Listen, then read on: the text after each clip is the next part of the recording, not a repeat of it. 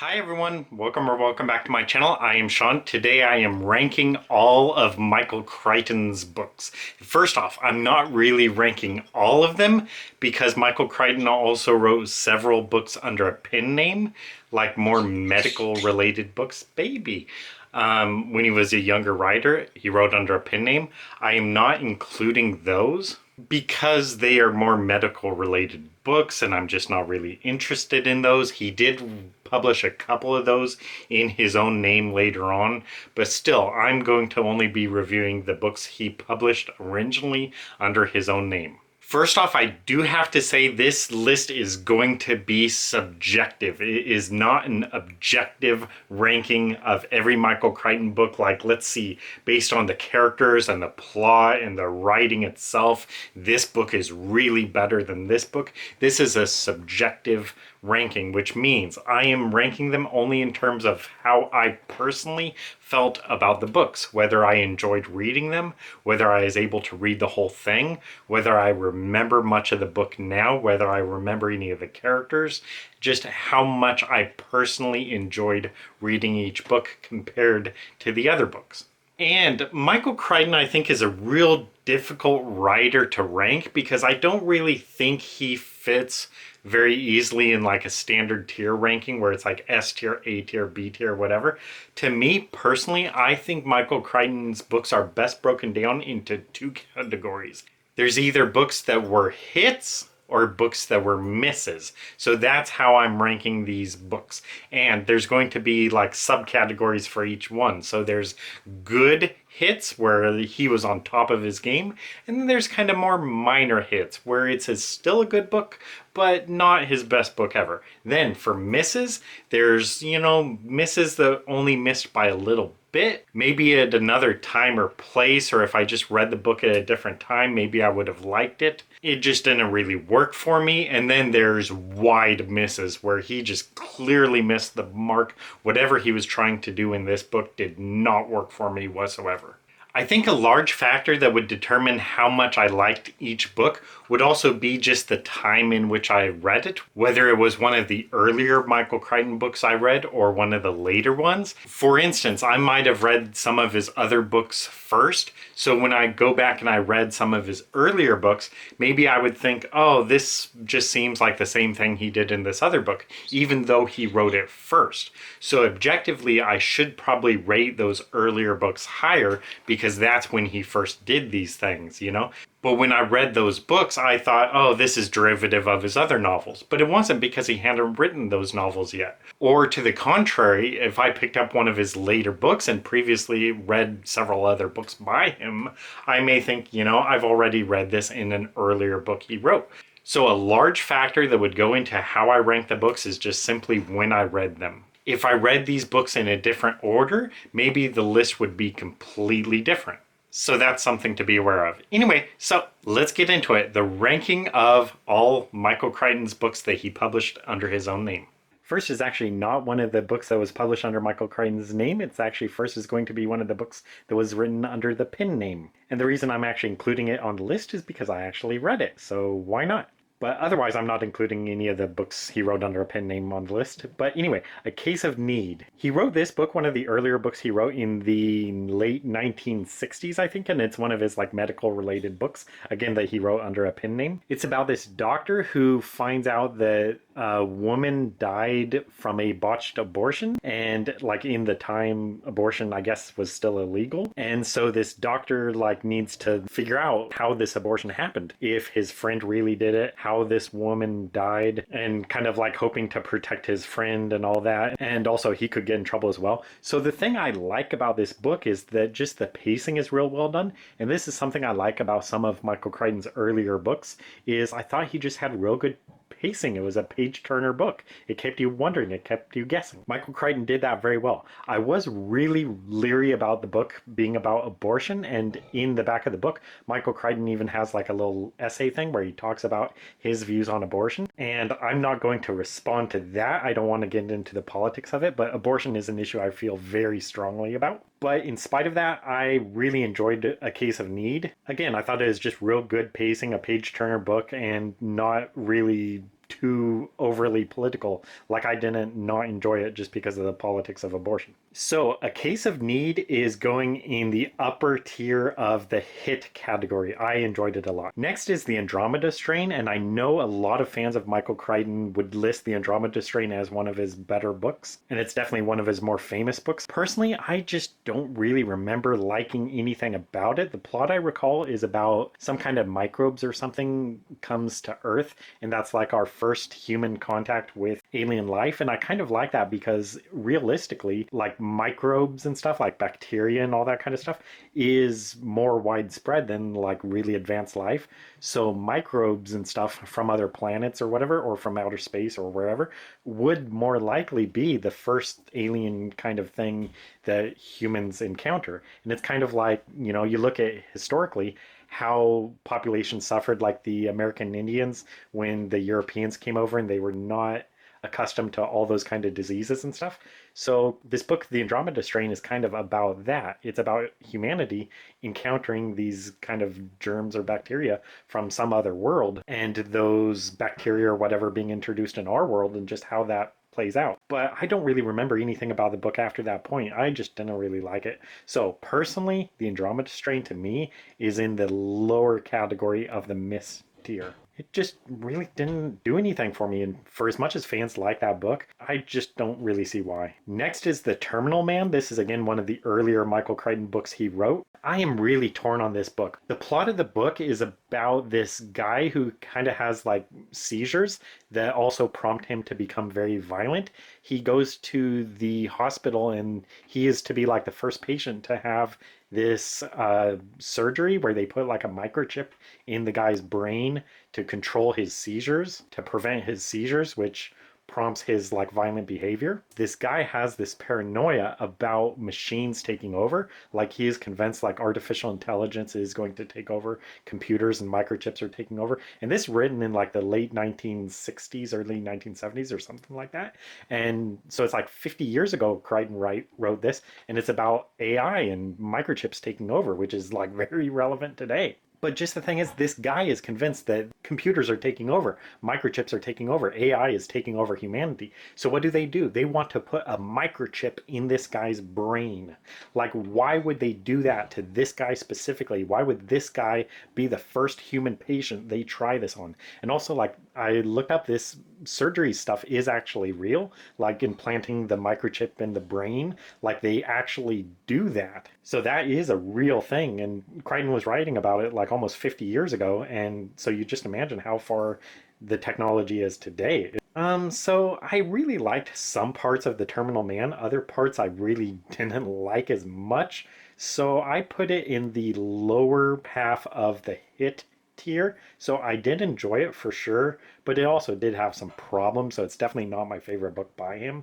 Next is The Great Train Robbery. This is one of the earlier Michael Crichton books I read. Potentially it was the second Michael Crichton book I read after Jurassic Park. I really liked The Great Train Robbery. Much like with A Case of Need, I thought his pacing was real good, just real good page turner stuff. Kept you wondering, the plot kept moving. The plot of the book is about a train robbery in England, and I think it's based on a historical train robbery. And so you just see how they pull off this robbery, and it's just really well written. The one thing I will say about it is it feels very different from all the rest of Michael Crichton's books, because The Great Train Robbery feels a little bit more like a young adult book or like a juvenile book. It reads kind of like a book written for kids, but it was still enjoyable. So it was really one of my favorite books by Michael Crichton. So it does go into the upper half of hit tier, and I would put it above A Case of Need, just because just the writing was a bit more polished, the pacing was a little bit better. So I really enjoyed it. Definitely recommend The Great Train Robbery. Next is Eaters of the Dead. This book is also titled The 13th Warrior.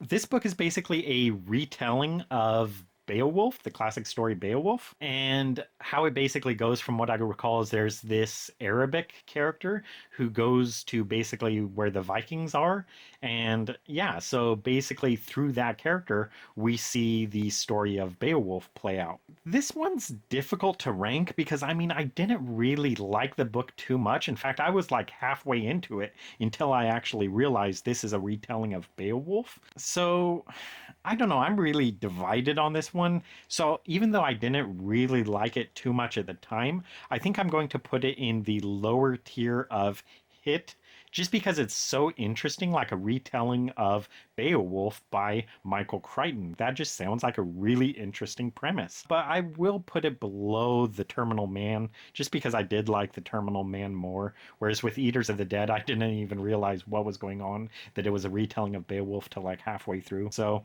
I liked it, but not his greatest book ever. Next is Congo, and originally I was going to put this right in between hit and miss tier, so I was going to put it in a tier of its own, and I was going to call it Congo tier. But upon further reflection, just looking at the list of all of his books, I do recall liking Congo more. Of all of Michael Crichton's books, I think Congo has some of the most feel of Jurassic Park. So, like, if you really like Jurassic Park, I think Congo is one of his books that are most similar to that. I don't really recall the plot too much because I saw the movie years and years back, and the movie is quite different than the book. And I think the movie was pretty bad. So, I think you should not judge the book based on the movie. I think the book was better than the movie.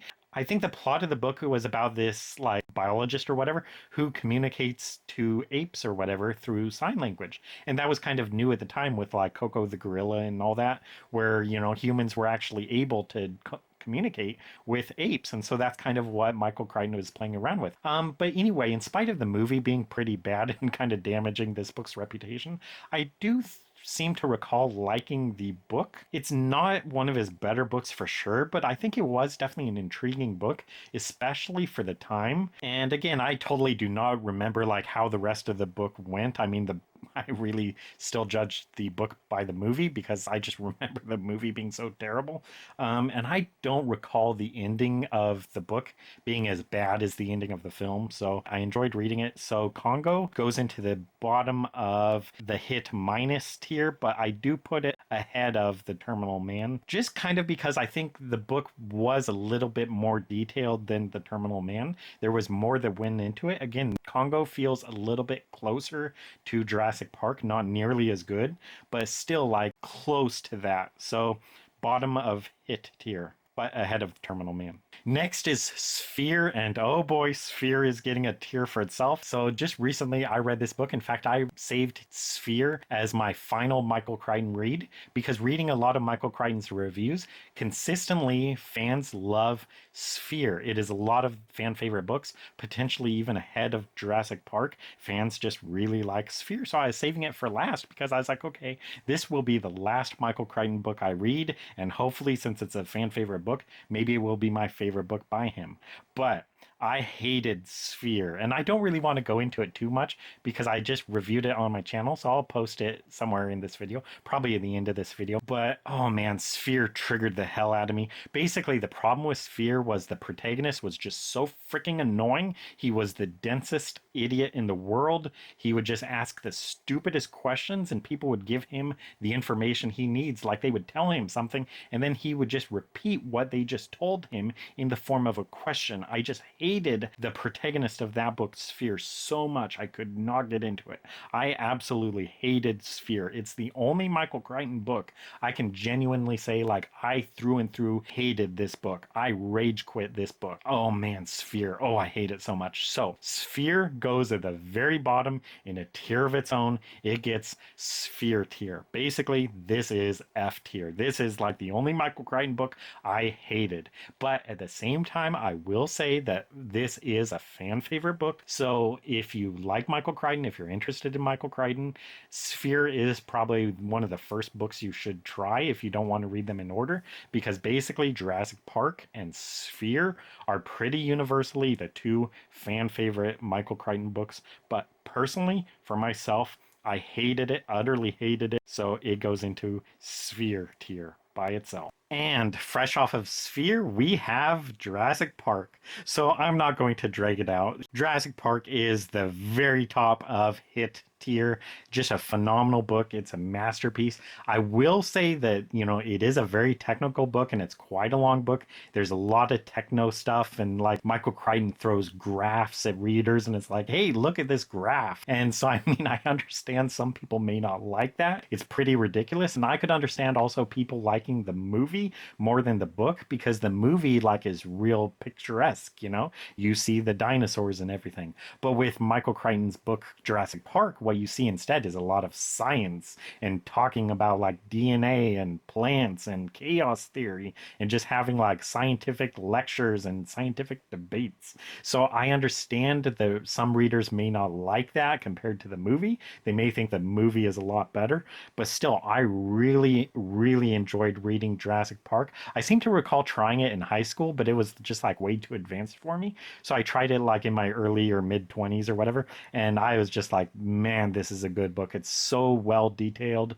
and like all the characters, I just really like all the personalities, where you get all the different characters, like, Ian Malcolm talking about chaos theory, like something I have no interest in or knowledge of whatsoever. But because of the way Michael Crichton wrote, I felt really smart. Like I felt like, okay, I know what chaos theory is. I'm like on the same page as Ian Malcolm. And what I think he did so well, Michael Crichton, is whenever I would have a question, he would answer it. Some character would say, hang on, what do you mean by this?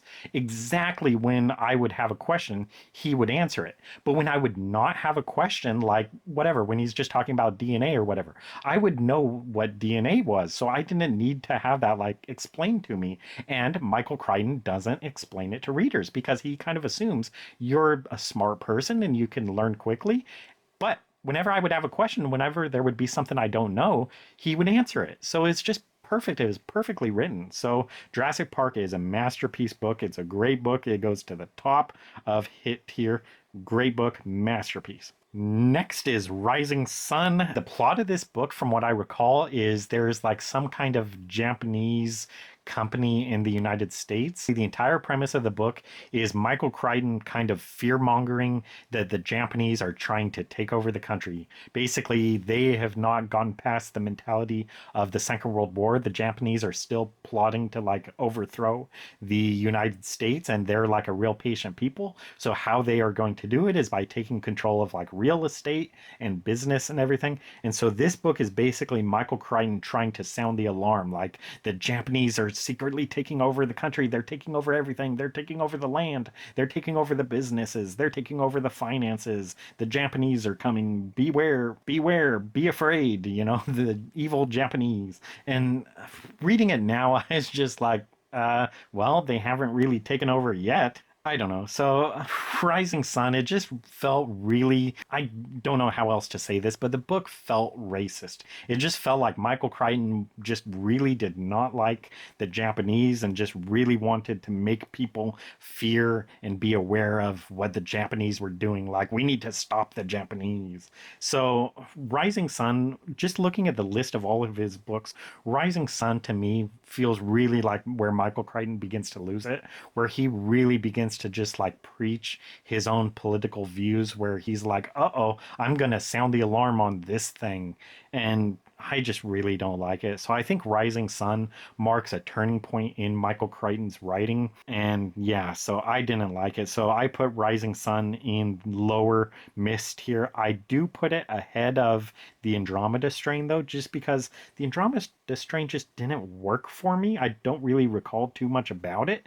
But with a Rising Sun, at least there was some kind of premise there, like, the Japanese taking over. So that felt more alarming in a way than the Andromeda Strain. I don't know, Rising Sun just felt a little bit more realistic, a little bit more dire of a threat, a little bit more timely, even though now it'd probably be like the Chinese taking over.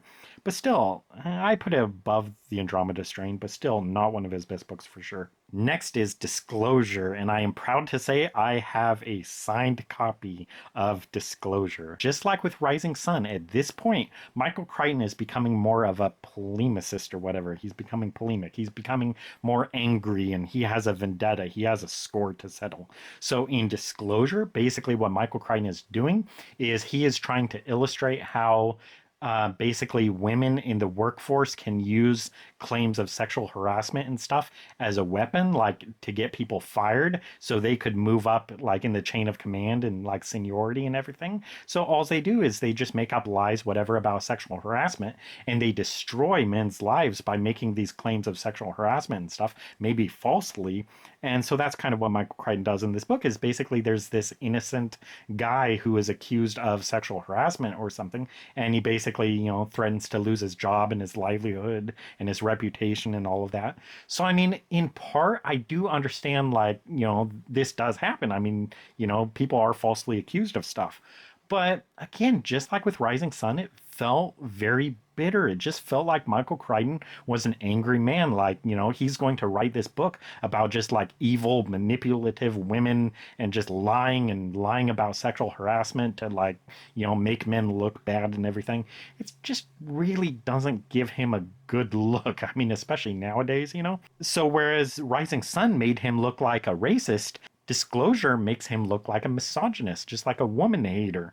So it's not a good look for him. So I understand some people may like the book because it's like him showing the other side. Like, hey, this sexual harassment thing goes the other way as well, where, men have their lives destroyed by false claims about this. So, I mean, I could say that's a brave, bold take for him to do, but to me, it just seems very bitter, and I just didn't like it. So, Disclosure, I do actually put it in the upper of miss tier. So, I mean, I kind of give it a little extra credit for being bold enough to take on this issue from the other side, but it's definitely not a book I would recommend. Next is The Lost World. I really liked The Lost World. One thing I will say, just for whatever interesting sake or whatever, is the actual beginning for the film The Lost World, where it's like the little tiny dinosaur like shows up and there's like the girl from like the, British whatever couple is on vacation or whatever. That scene is actually in Jurassic Park, but it did not make it into the film. I don't know too much what to say about it now. I mean, I don't remember too much of the plot. So, I mean, I definitely did not think it was as good as Jurassic Park, but I enjoyed reading it. I liked being able to read another Jurassic Park type book, with the characters and all that. So I am really glad that Michael Crichton wrote a sequel for Jurassic Park. I think it's definitely worth reading, especially if you like Jurassic Park. One thing he did try to fix, I think, is in the book The Lost World, he is very clear that like the whole idea that the T-Rex vision is based on movement or whatever, Michael Crichton is like, no, that's absolutely not true. They can, see you fine. And so he saw the film and saw that they said, all the thing about, oh, they can't see you if you don't move. And I think Michael Crichton was just like, dude, I am going to tear that apart in The Lost World because that is just so wrong. So I thought that was pretty interesting. But anyway, so The Lost World, I definitely do like it. I put it in upper hit tier. I put it above The Great Train Robbery because, again, The Great Train Robbery felt just kind of juvenile and just not as extensively researched and all that. But I definitely do put The Lost World below Jurassic Park. So it's not really a worthy successor to Jurassic Park, but it's still a good successor. It's a good book. I enjoyed reading it, so I liked it. Next is Airframe, and this one rockets straight to upper hit tier. I really liked Airframe. The plot of this book is there's an accident while a plane is underway. It does not crash, but a few people, I think, do die. Basically, something goes wrong on this plane. And what happens is, it lands in the United States, and the people who built this plane, who work for like the airline industry or whatever, this woman who leads that investigation into what went wrong on this plane, it's written just a lot like some of the other books I like by him, A Case of Need and The Great Train Robbery, where I think Michael Crichton had real good pacing. He has the same thing in Airframe. It's real good pacing. It's a page turner. It keeps you wondering. This woman who works for the airline is trying to figure out what went wrong on this flight. And so she's going around to all these different experts who build the plane, like the wing expert, the expert on the engines and all that. And again, what I like how he presents Jurassic Park is this woman is smart. So she would not ask questions unless I myself got lost about something. So Michael Crichton would be explaining like how the plane works. And if he ever ran into a point where it's like, what? I don't know what that means. This woman would ask like, hey, what do you mean by that? Or whatever. Just perfectly, whenever I would have a question, it would be explained. So I really liked that. And again, it made me really smart. Like while I was reading this book, I legit thought, hey, I could get a job working for the airline industry because I'm perfectly on board with like all this information, real technical information about like how the wings work and like the engines and everything, just really technical details about like all the different parts of the airplane and everything. And I was on the same page. I was like, okay, I got this. I got this. I'm good. The book made me feel real smart. The book made me think like, dude, I could be an aeronautical engineer. So I really liked Airframe, so it rockets to the top of hit tier. Where to place it? Now, I do think I recommend Airframe before Jurassic Park. Like if people ever come into the bookstore, I'm always kind of wanting to recommend Airframe to them, not Jurassic Park. I do think I recommend Airframe before Jurassic Park. I love Airframe. I think it's a great book. But I have to be objective. I think Jurassic Park is just so much more detailed that Jurassic Park is Michael Crichton's magnum opus. It is his best book. But personally, I am a huge Airframe fan. I cannot recommend it enough. But I have to be objective and I have to put it after Jurassic Park. Jurassic Park is just simply a masterpiece. It's his greatest work. But Airframe is right there. It's neck and neck with Jurassic Park. Personally, I would recommend it before Jurassic Park. Next is Timeline, and this one is tricky. This is a book I did not like reading. The plot of the book is basically Michael Crichton's take on time travel, because basically they invent time travel and for some reason or another, they go back to like the Middle Ages. And so again, you get to see Michael Crichton's take on the Middle Ages, which is all very interesting. So his take on time travel and his take on the Middle Ages, that's interesting. But reading it at the time, I just didn't feel like the book was very interesting because I've seen so many things about time travel where I didn't really want to have all the specifics of the time travel explained to me. I am just like, okay, whatever, time travel, let's go. But Michael Crichton is like, no, hang on. I need to tell you how this works. And I need to explain how time travel works. And I need to explain like the drawbacks of it. And so that's kind of a little bit more of where Crichton focuses, is explaining how these time travel rules actually work. Again, this is so difficult because I think that is simply what Michael Crichton does. He focuses more on kind of the science aspects of it, how this would actually work, like the actual potential drawbacks of actual time travel. But as a reader, I'm just kind of like, whatever, I just want to get on with it. Like time travel, whatever, fine, they travel through time. What happens? But no, Michael Crichton is like, no, I need to explain everything to you. So I just didn't really like it too much. I think even though in hindsight, you know, when I read the book, I didn't really like it. But in hindsight, just because it's so unique, Michael Crichton's take on time travel and the Middle Ages, I put Timeline in upper miss tier. I also put it above Disclosure because, again, Disclosure just felt really bitter and kind of like anti-female in a way, whereas Timeline did not really have that at all. It was kind of more a, you know, pure adventure thriller story. Time travel, the Middle Ages, that's a lot more fun than like sexual harassment in the workplace for Disclosure.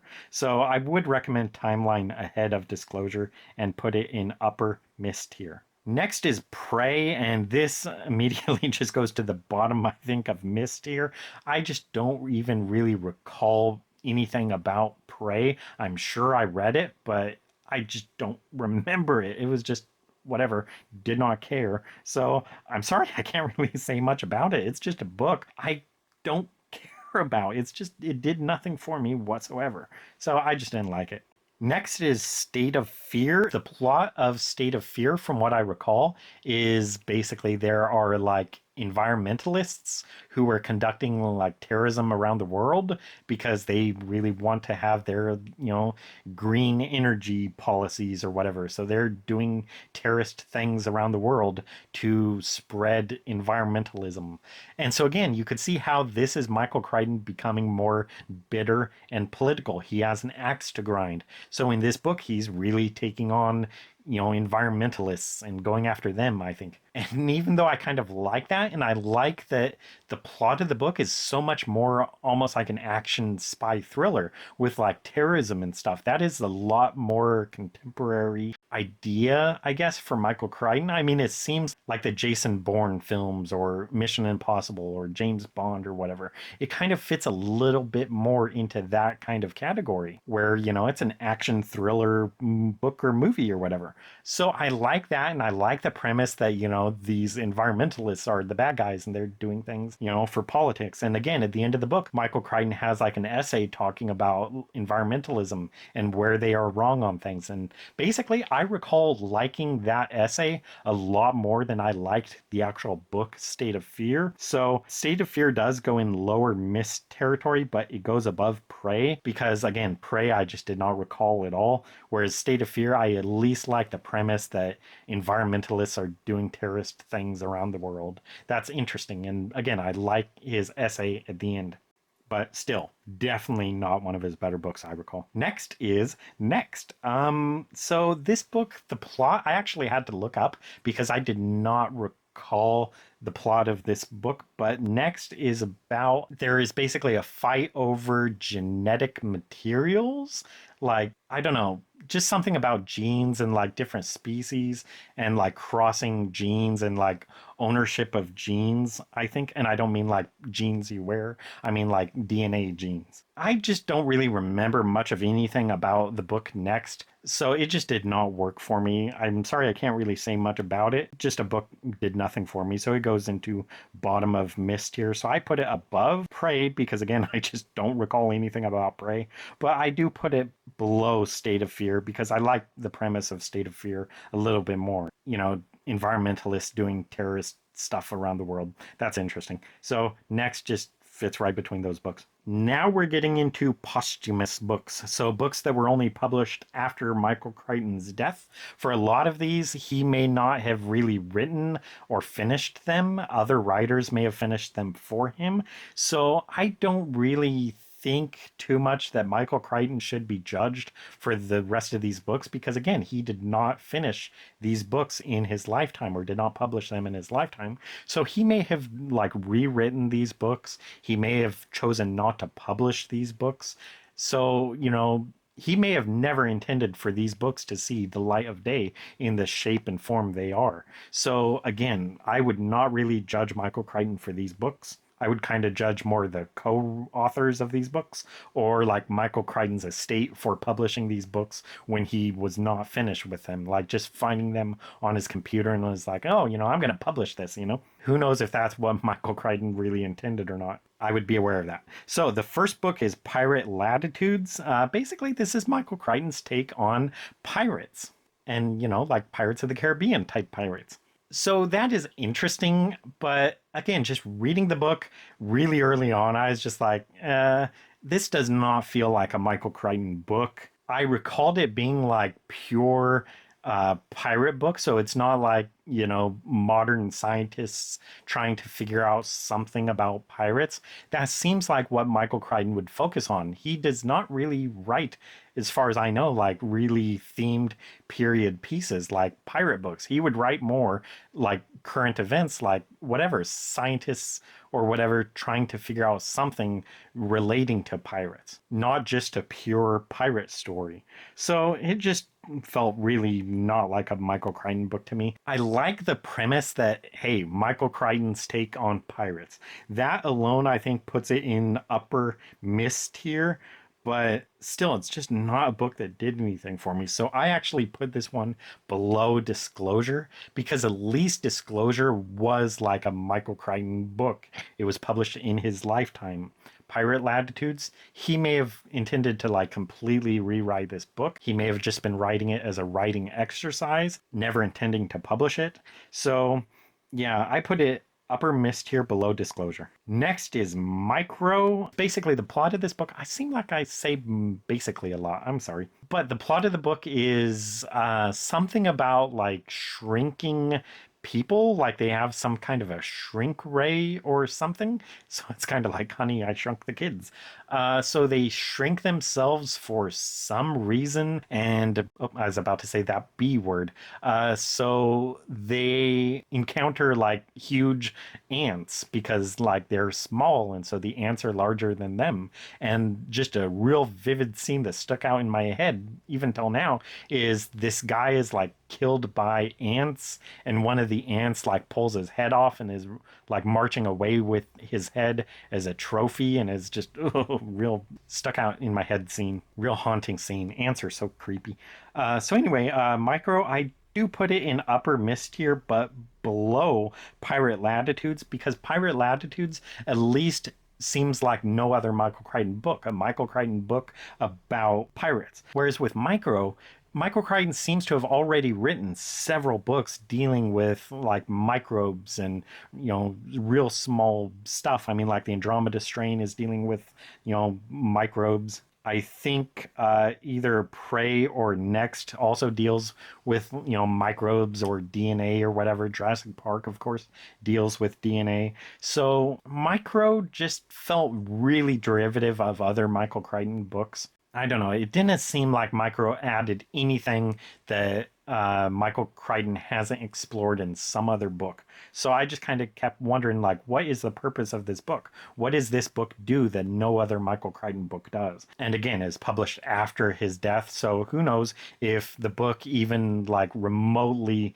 is in any kind of shape or form that he would have approved for publication. Next is Dragon Teeth. So I said how Congo feels a lot like Jurassic Park. Dragon Teeth is marketed like this is the successor to Jurassic Park because it's dealing with dinosaur bones and everything. So this is directly dealing with dinosaurs. But the book Dragon Teeth really did not read like any other Michael Crichton book. This read like something he may have written when he was like 16. Or 18 or whatever, when he was a young writer, if he wrote this at all. I'm somewhat doubtful how much of this book is actually his. And even if he did write this, did he write it years and years and years back and just, didn't want to publish it? As a writer, I just really don't like this too much with people publishing things that writers may have not intended to publish. Like they weren't ready to publish these books. This is not something they wanted to publish. This is not something they wanted to be judged on. Maybe they didn't like this book. Maybe they thought it was terrible and whatever. So, just reading the book, it felt like this is really the work of a young, inexperienced writer. In a way, I actually read a lot like The Great Train Robbery, just like the pacing and everything, read so much like The Great Train Robbery. But it felt to me like this is not something Michael Crichton intended to publish. That's just my personal opinion. That's my personal feeling that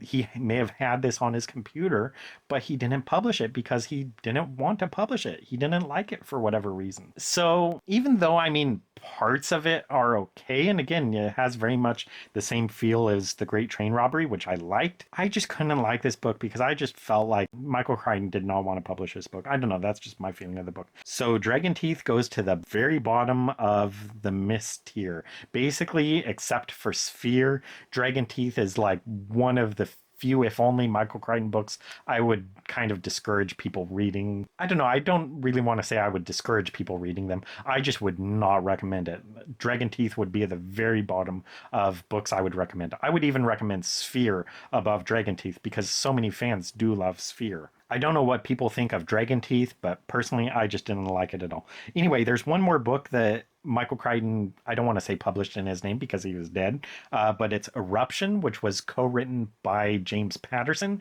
James Patterson is an author I hate more than anyone, or most anyone. James Patterson would definitely be on my 10 most hated authors list. So I just do not want to read any James Patterson book. And Michael Crichton died 10, 15, 20 years ago or something like that. So I just find it really doubtful to believe he had this book co-written. I just imagine James Patterson probably wrote all of this book himself, or actually, considering it's James Patterson, I think the book probably has some other co-writer other than James Patterson. So who wrote this book, Eruption? I have absolutely no clue. I do not think it was Michael Crichton, and I'm really doubtful it was James Patterson. So Eruption is just a book I am not interested in whatsoever. I do not care that it has the Michael Crichton name on it. I do not accept it. Basically, oh darn it, there I say basically again. As far as I'm concerned, Eruption does not exist. That is my personal opinion. I'm not doing it. I'm not ranking it. I'm not touching it. And that's it for the rankings. So are there any rankings you guys completely disagree with? Did I totally get your favorite book by Michael Crichton completely wrong? Post in the comments and let me know how wrong I am. Thank you guys for watching. Hope to see you in another video. Bye. 2, 3, 4.